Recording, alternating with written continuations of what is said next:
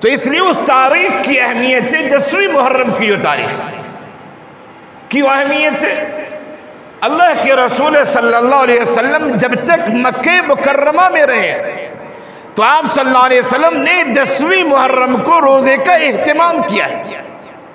حضرت عائشہ رضی اللہ عنہ کی روایت ہے، زمانے جاہلیت میں محرم الحرام کی 10ویں تاریخ کو قریش روزہ رکھتے تھے۔ اللہ کے رسول صلی اللہ علیہ وسلم بھی جب تک مکہ مکرمہ میں رہے آپ نے روزے کا اہتمام کیا۔ آپ جب مکے سے ہجرت کر کے مدینہ گئے وہاں بھی آپ نے روزے کا اہتمام کیا، لوگوں کو ترغیب دی، اور وہاں آپ نے ایک مشاہدہ کیا۔ وہ مشاہدہ یہ تھا کہ آپ صلی اللہ علیہ وسلم نے دیکھا کہ مدینے کے یہود بھی اس دن روزہ رکھتے ہیں۔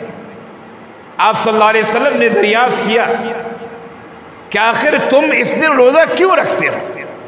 ان لوگوں نے کہا کہ ہماری تاریخی روایت ہے کہ آج ہی کی تاریخ وہ تاریخ ہے کہ حضرت موسیٰ علیہ السلام کو فرعون کی ظلم و زیادتی سے نجات ملی تھی، اور آج ہی کی وہ تاریخ ہے کہ فرعون ڈوبا تھا، غرق ہوا تھا، ہلاک ہوا تھا۔ اس خوشی میں اور شکرانے کے طور پر ہم روزہ رکھتے ہیں 10ویں محرم الحرام کا۔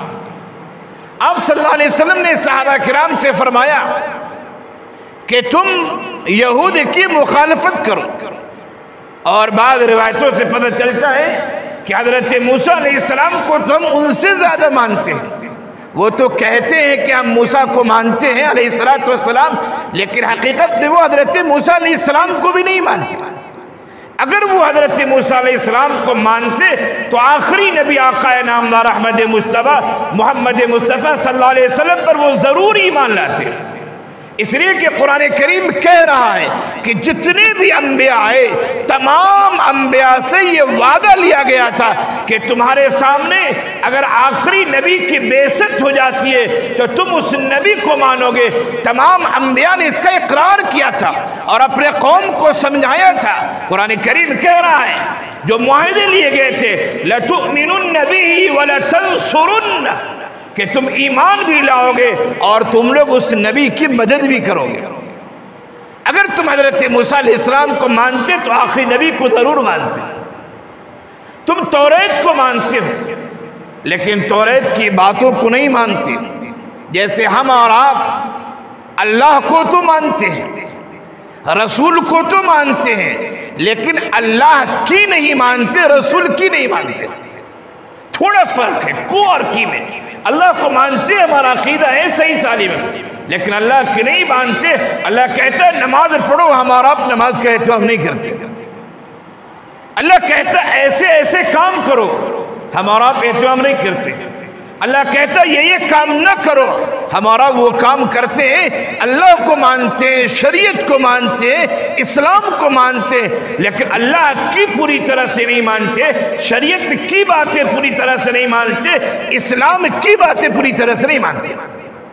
اگر وہ یہود واقعی میں یہود تھے اور حضرت موسیٰ علیہ السلام کو مانتے تھے تو پھر توریت میں یہ بات بھی مذکور ہے کہ آخری نبی آئے گا جس کا نام احمد ہوگا، لیکن انہوں نے مانا نہیں اللہ کے رسول صلی اللہ علیہ وسلم۔ خیر تو میں یہ کہہ رہا تھا کہ آپ صلی اللہ علیہ وسلم نے جب ہجرت کی اور مدینہ گئے وہاں بھی آپ نے روزے کا اہتمام کیا۔ ایک دفعہ آپ نے پوچھا یہودیوں سے کہ تم لوگ روزہ کیوں رکھتے ہو؟ ان لوگوں نے کہا کہ آج ہی حضرت موسیٰ علیہ السلام کو فرعون کے ظلم سے زیادتی سے نجات ملے تھی۔ تو آپ صلی اللہ علیہ وسلم نے صحابہ کرام سے کہا کہ ہمیں تو ایک دن اور زیادہ رکھ لینا چاہیے۔ بعض چیزوں میں یہود کی مخالفت آپ صلی اللہ علیہ وسلم کیا کرتے تھے، تو آپ نے فرمایا کہ 10 کے ساتھ 9 ملا لو، یا 10 کے ساتھ 11 ملا لو، 9 10 یا 10 11 روزہ رکھو۔ اور بعض روایتوں میں اس سے یہ پتہ چلتا ہے کہ 10 کے ساتھ پہلے بھی ملا لو بعد میں بھی ملا لو۔ اسی وجہ سے علامہ ابن قیم علیہ الرحمہ نے زاد المعاد میں یہ بات لکھی ہے کہ محرم کے روزے کے 3 درجات ہیں۔ محرم کے روزے کے یعنی یوم عاشورہ کے روزے کے 3 درجات ہیں۔ پہلا درجہ یہ ہے کہ کم سے کم آپ 10ویں محرم کو روزہ رکھیں۔ دوسرا درجہ یہ ہے کہ 10 کے ساتھ ایک ملا دیں، 9-10 رکھیں یا 10-11 رکھیں۔ اور تیسرا درجہ یہ ہے جو سب سے اعلیٰ درجہ ہے، یہ میں نے ایام کی ترتیب کے لحاظ سے تیسرا درجہ ہے، لیکن افضلیت کے لحاظ سے اعلیٰ درجہ ہے کہ 10 کے ساتھ پہلے بھی رکھ لیں، بعد میں بھی رکھ لیں، یعنی 9, 10, 11 3 دن روزے رکھ لیں۔ تو یہ 3 درجات ہیں، سب سے بہتر وہ ہے کہ 3 دن روزے رکھے جائیں۔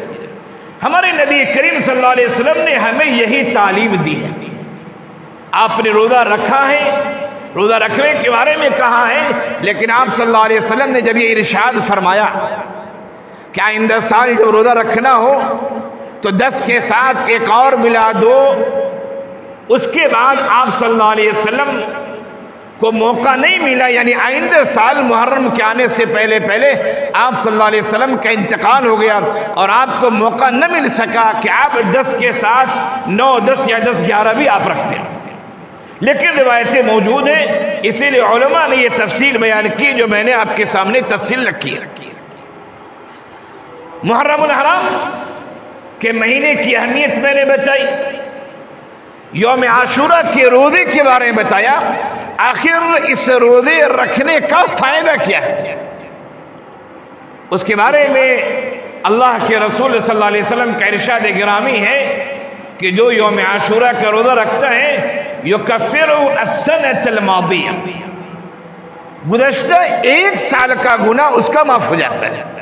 جب ایک رکھنے میں 1 سال کا گناہ معاف ہوگا، جب 2 اور 3 رکھیں گے انشاءاللہ اللہ تعالیٰ ثواب یقیناً بڑھ کے دے گا۔ تو یہ یوم عاشورہ کی مناسبت سے جو میں نے آپ کے سامنے بات کی۔